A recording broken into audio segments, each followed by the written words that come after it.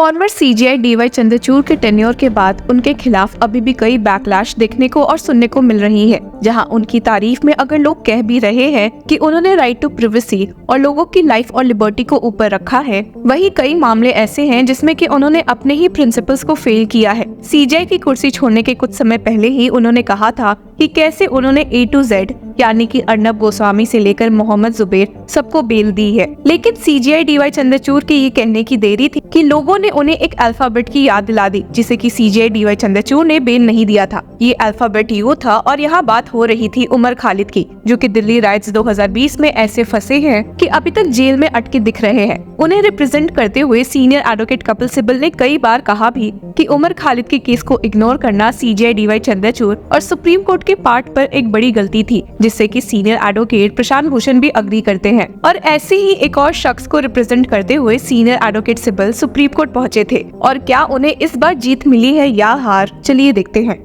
असल में उमर खालिद के साथ इस केस में कई अक्यूज्ड शामिल थे, जिसमें कि शर्जिल इमाम और गुलफिशा फातिमा का भी नाम आता है, और दोनों ही उमर खालिद की तरह जेल में पिछले 4 सालों से दिख रहे हैं। अब आपको ध्यान होगा कि उमर खालिद का केस सुप्रीम कोर्ट में 14 बार अर्जन किया गया था, और जिसकी वजह से ही उन्होंने अपने केस को विड्रॉ कर लिया था। उनके बिहाफ पर उस समय भी सीनियर एडवोकेट सिब्बल दिखे थे, और जो कि अब गुलफिशा फातिमा को रिप्रेजेंट करते हुए वापस से सुप्रीम कोर्ट में नजर आए हैं। इंटरेस्टिंगली जस्टिस बेला एम त्रिवेदी और सतीश चंद्र शर्मा के सामने इस केस की सुनवाई हुई है, जिसके सामने एक बार उमर खालिद का केस भी आ चुका है और जिसे कि कई बार अर्जन भी किया गया था। अब जैसा हमने आपको बताया कि उमर खालिद का केस 14 बार सुप्रीम कोर्ट में अर्जन हुआ था, वैसे ही सीनियर एडवोकेट सिब्बल ने फातिमा की ओर से मौजूद होते हुए कहा कि दिल्ली हाई कोर्ट ने तो उनके केस को 24 बार अर्जन किया है। जी हाँ, आपने सही सुना। अब आप ही सोचिए कि 24 बार एक केस का अर्जन होना क्या जुडिशरी पर सवाल नहीं उठा सकता। लेकिन केस ने एक इंटरेस्टिंग टर्न तब ले लिया जब जस्टिस बेला एम त्रिवेदी ने कह दिया कि उनके सामने शर्जिल इमाम द्वारा भी सिमिलर बेल प्ली आई थी, जिसको उन्होंने रिजेक्ट कर दिया था। ये सुनकर तो सीनियर एडवोकेट सिब्बल ने अपने क्लाइंट को डिफेंड करते हुए कह दिया कि ये दोनों केस काफी अलग है और डिमांड की that I want a bail. इस केस में एक सीरियस डिले को हाईलाइट करते हुए सीनियर एडवोकेट सिब्बल ने कहा कि भला कैसे किसी को 4 साल से जेल के अंदर रखा जा सकता है, और वो भी तब जब ट्रायल की शुरुआत ना हो।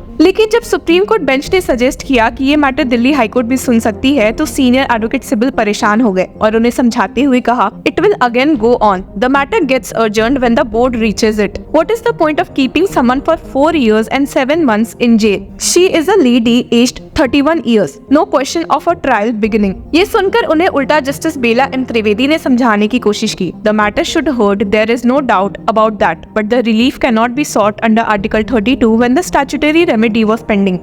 ये सुनकर भी सीनियर एडवोकेट कपिल सिब्बल ने हार नहीं मानी और सुप्रीम कोर्ट के ही एक जजमेंट को साइड किया, जिसमें कहा गया कि यूएपीए के तहत भी अगर केस में ग्रॉस डिले देखने को मिलता है तो बेल देना चाहिए। पर इस पॉइंट पर उन्हें टोकते हुए जस्टिस शर्मा ने कहा कि जिस जजमेंट को सीनियर एडवोकेट सिब्बल साइड कर रहे हैं वो एक हाई कोर्ट के ऑर्डर को चैलेंज करते हुए फाइल हुआ था, और इस केस में हाई कोर्ट ने इस केस को अभी तक सुना ही नहीं है। लेकिन इस पे सीनियर एडवोकेट सिब्बल भड़क गए और सवाल करते हुए पूछ लिया, can I not file a writ petition? Is it barred? It is 4 years 7 months। पर उनको काउंटर करते हुए जस्टिस शर्मा ने कहा कि we are requesting them for the first time. लेकिन सीनियर एडवोकेट सिब्बल ने वापस से सुप्रीम कोर्ट बेंच को समझाया कि it will again not be heard. Then your ladyship will say I can't file article 32 petition. Where will we go? जब senior advocate Sibal को लगा कि शायद सुप्रीम कोर्ट इस मामले को एंटरटेन नहीं करने वाली है, तो उन्होंने सजेस्ट किया कि दिल्ली हाई कोर्ट के लिए एक टाइमलाइन फिक्स होनी चाहिए and added, your ladyship never says do it expeditiously as possible, that it will never happen, either you give 2 weeks time, we will go and finish with it. और जिसको ध्यान में रखते हुए सुप्रीम कोर्ट बेंच ने अपना order state किया, we are not inclined to entertain the writ petition under article 32 of the constitution.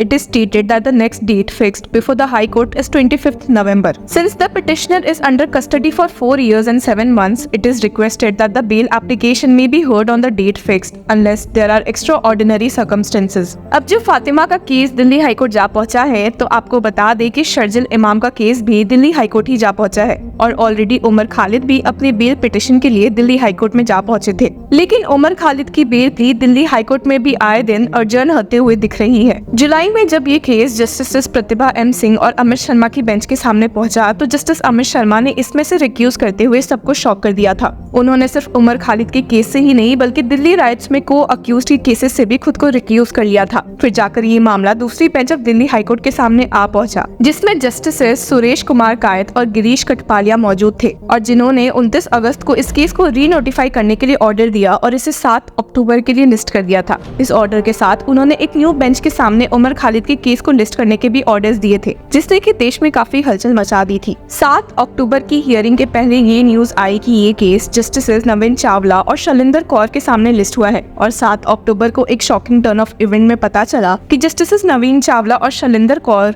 की बेंच बैठी ही नहीं थी, जिसकी वजह से कोर्ट मास्टर ने उमर खालिद के केस को अब 25 नवंबर के लिए अर्जन किया है। अब जहां लोग दिल्ली हाईकोर्ट के इस एक्शन से शॉक्ड थे, वहीं वे दिल्ली के ट्रायल कोर्ट द्वारा उल्टा उमर खालिद को ही फटकारने से भी काफी चौंक गए थे। असल में अपने 4 अक्टूबर के ऑर्डर में एडिशनल सेशंस जज समीर बाजपाई ने दिल्ली राइट्स में अक्यूज्ड उमर खालिद, शर्जिल इमाम एक्सेट्रा लोगों को अननेसेसरली इस केस में अर्जनमेंट डिमांड करने से सख्त मना किया है। लास्ट हियरिंग में जब कोर्ट ने अक्यूज्ड के लीगल काउंसिल से राय लेते हुए चार्जेस पर हियरिंग शुरू करने का सोचा तो उल्टा अक्यूज्ड के काउंसिल ने वापस से अर्जनमेंट की मांग कर दी। ये देखकर तो जज चौंक गए, जिन्होंने फिर स्टेट किया कि it is surprising that on the last date of hearing the court specifically noted that the matter shall be heard on charge on day-to-day basis and after considering the submissions of the learned counsel for the accused persons that they will make consensus among themselves for addressing arguments in a particular sequence and with their consent only. The matter was fixed today for arguments on charge, but still none of the counsel is ready to address arguments. और जिसके बाद court ने उन्हें warning देते हुए further add किया कि the court sees that more than sufficient time was given but still learned counsel for the accused persons are not ready today.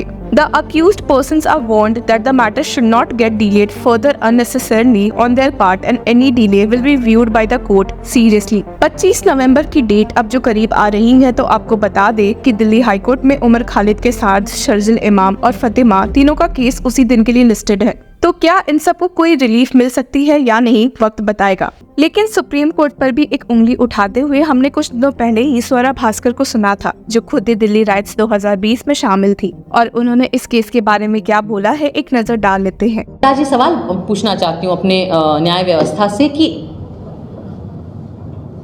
क्यों, क्या डर है आपको किस चीज़ का डर है? आम नागरिक को तो जेल का डर होता है, पिटाई का डर होता है, मुसलमान तो कहीं पे भी पिट जाते हैं बेचारे इस देश में, दलित कहीं पे भी पिट जाते हैं इस देश में। हम लोगों को भी डर लग सकता है कि काम नहीं मिलेगा, कॉमेडी के शोज़ नहीं मिलेंगे, फिल्में बंद हो जाएंगी, जिनके बच्चे हैं छोटे छोटे उनको अलग अलग किस्म के डर लगते हैं। आपको क्या डर लगता है? आपके पास तो पूरा तंत्र है, आपके पास तो सारी सरकारी तंत्र है। जब तक आप इन बड़े बड़े सुप्रीम कोर्ट, हाई कोर्ट तक पहुंच जाते हो, आपको 60 साल 50 साल के ऊपर होते होंगे, आपके तो बच्चे भी बड़े हो गए होंगे, अच्छी महंगी कॉलेजेस में आप उन्हें पढ़ाते हैं, बाहर भेजते हैं यूनिवर्सिटीज़ में, वो भी सेटल हो जाते हैं, उनकी शादियाँ हो जाती हैं, उनके भी बच्चे होते हैं। तो इस बुढ़ापे में क्या डर है अब आपको? आपकी इस मामले में क्या राय है, हमारे साथ जरूर शेयर करें। Until then keep following law चक्रा।